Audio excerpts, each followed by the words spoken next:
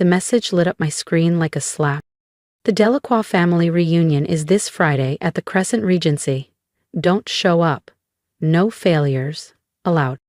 I leaned back in my leather chair, the skyline of downtown Atlanta shimmering through the 40th floor windows of my executive suite. The Crescent Regency wasn't just the most luxurious hotel in the Southeast. It was mine.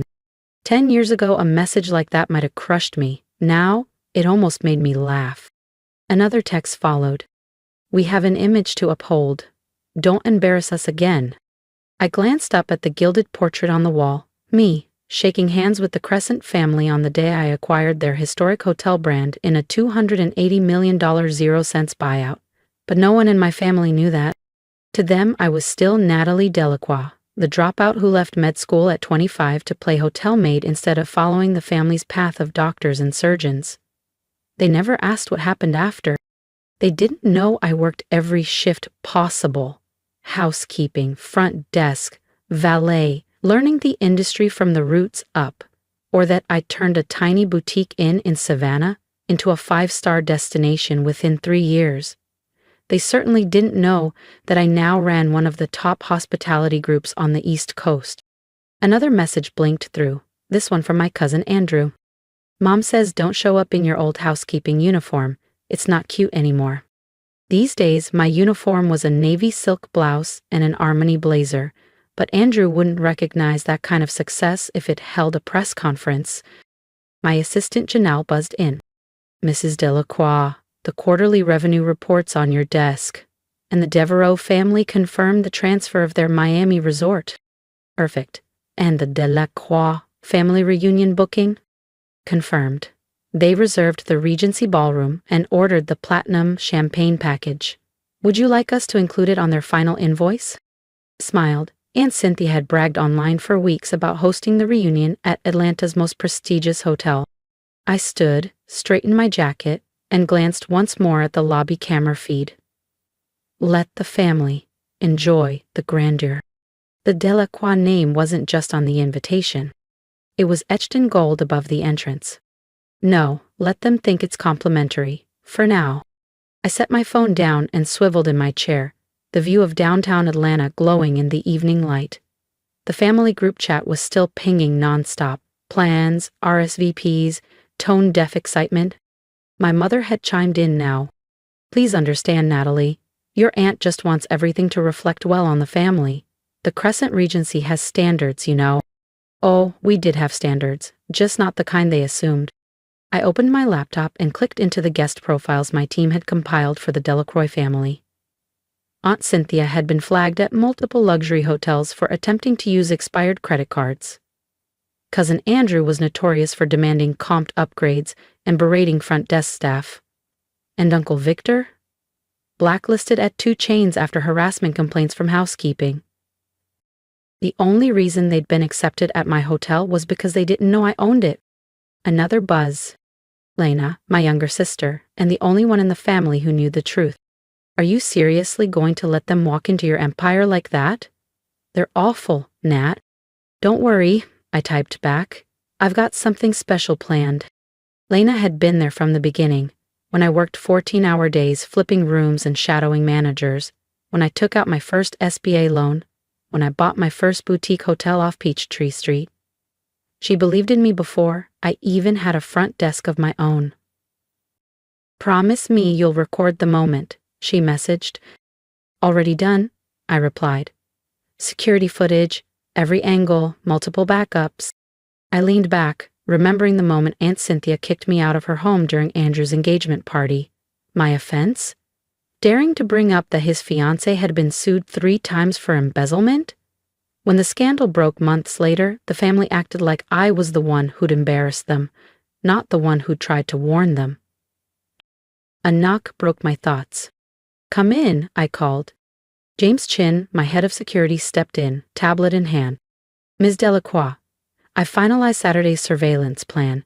Are you sure you want to wait until they're all inside before we make the reveal? I smiled.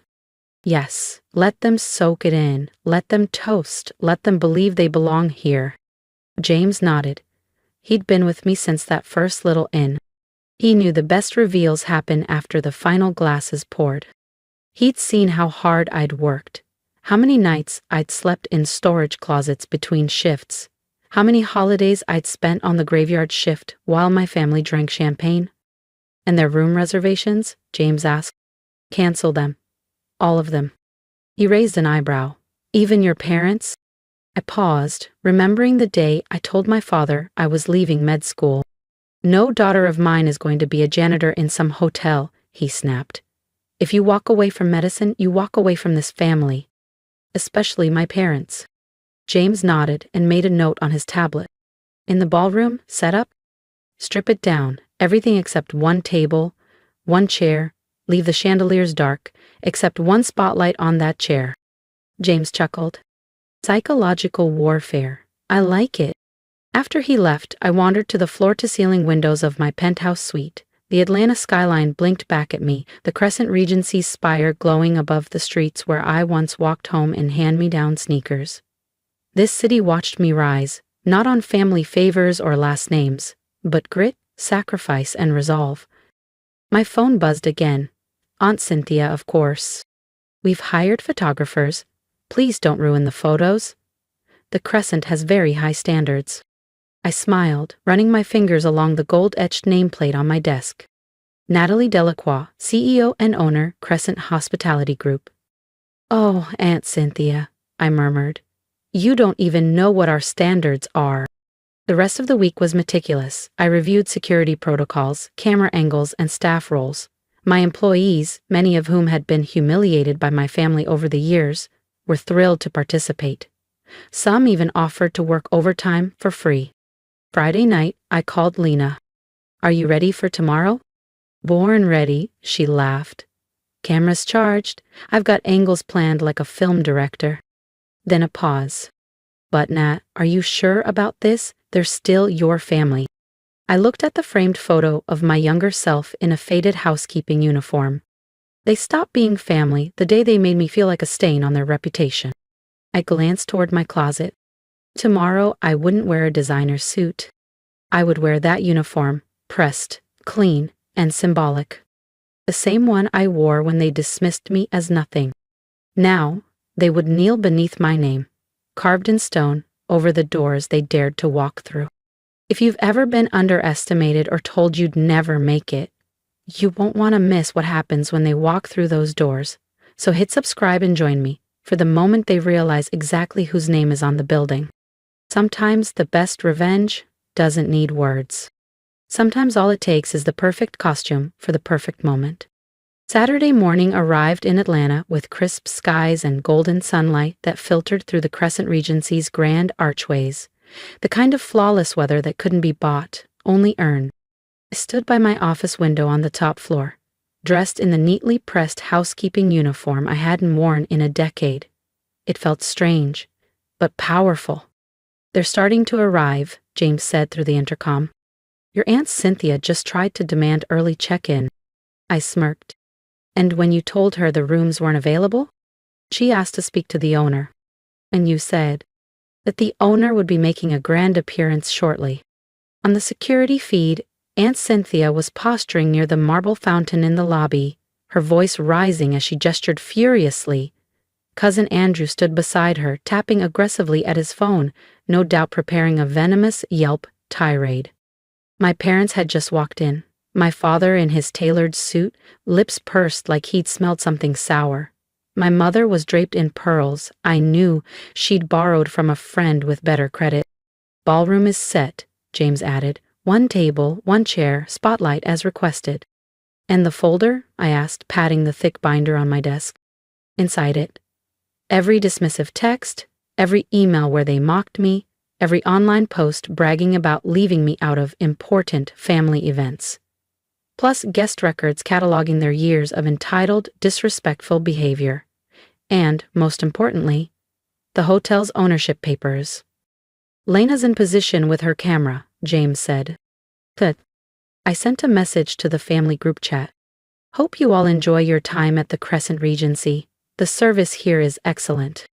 The responses were instant and cruel. Aunt Cynthia, how would you know? They'd never let you in the lobby. Andrew, go back to scrubbing toilets. Mom, Natalie, please, don't ruin this for everyone. I watched as they read the message, still laughing, still convinced I was beneath them. Start phase 1, I said into the intercom. Minutes later, the front desk began turning them away one by one. Your reservation? I'm sorry, it's been canceled. No, there are no rooms available. And no, the owner isn't available to speak with you just yet. And Cynthia's face turned blotchy with rage. And I just watched, smiling. Victoria burst into tears the moment she realized there would be no suite for her to change in before the reunion. My father, never one to go quietly, began tossing around legal threats, only to be met with a polite smile and the statement, "The Crescent Regency has exceptional legal counsel, sir." Phase 2, I said into the intercom, watching the chaos unfold on screen. Our concierge staff, practiced and poised, began guiding the increasingly agitated Delacroix family toward the grand ballroom. But as the ornate double doors opened, their excited chatter faltered. No floral arrangements, no gold-accented tables, just a cavernous dark space, and a single spotlight shining down on one empty chair. There must be some mistake, my mother's voice rang out, tight with embarrassment. No mistake, Mrs. Delacroix, James answered smoothly. The owner asks that each of you step forward, one at a time, into the light. This is outrageous, Aunt Cynthia shrieked. Do you even know who we are? I demand to speak to the owner. I stepped through the ballroom doors. Your request is granted. Silence fell like a dropped curtain. Every head turned. 40 pairs of eyes locked on me. Standing there in my old housekeeping uniform, folder in hand, I watched confusion bloom into disbelief. Natalie, my father's voice cracked. What are you doing here? Why are you dressed like? He trailed off. Like what? I walked calmly to the spotlight. Like a maid? Like someone beneath you? Like someone you disowned because she followed her own path? If this is a joke, Aunt Cynthia began, but I cut her off. It's not, though watching your meltdowns over canceled reservations was a highlight. I reached the light, lifted my chin, and faced them. You see, the Crescent Regency does have standards. We don't cater to guests who scream at staff. We don't honor expired credit cards. And we certainly don't serve people who confuse money with character. Victoria gasped. You're just a maid. I smiled. Actually, I'm the owner of this hotel and the Crescent Hospitality Group, 15 properties across 3 continents. I opened the folder and let it fall open with a clean, satisfying thwack. Let's take a little walk down memory lane, shall we? I began reading. Their words, their insults, their betrayals. My mother's voice trembled. That's impossible. What's impossible, Mom? I asked gently. That your so-called failure daughter now owns the ballroom you're standing in? The most exclusive hotel in the city? I echoed. And the person you wouldn't even invite to Thanksgiving now owns the keys. I could buy and sell this family 100 times over. But the rooms? Aunt Cynthia sputtered. Cancelled, I said coolly, on my orders, just like this reunion. I let the silence stretch. The Crescent Regency has very high standards, and we don't host events for guests who belittle service workers. You can't do this, Andrew shouted. All my friends are coming. This is humiliating. I stepped closer, voice steady. Humiliating, like being told I was an embarrassment, like being excluded from every family milestone for not fitting your little fantasy. I turned toward the back of the room. Security. James stepped forward with his team, calm and professional. Please escort everyone out, I said. If they resist, we have footage. If they escalate, we have documentation from every hotel they've mistreated staff in, and if necessary, well, the press always needs material. Natalie, please. My father stepped toward me. No, I said firmly. Where was this energy when I needed you? When I was scrubbing floors at 3 a.m. just to pay off a business loan? When you told me I was throwing my life away? The security team guided them out, protests and sobs trailing behind them like a broken parade. Oh, and one last thing, I called after them. To the one she ordered, the one you assumed was complimentary, you'll each be receiving a personal bill. with a service charge.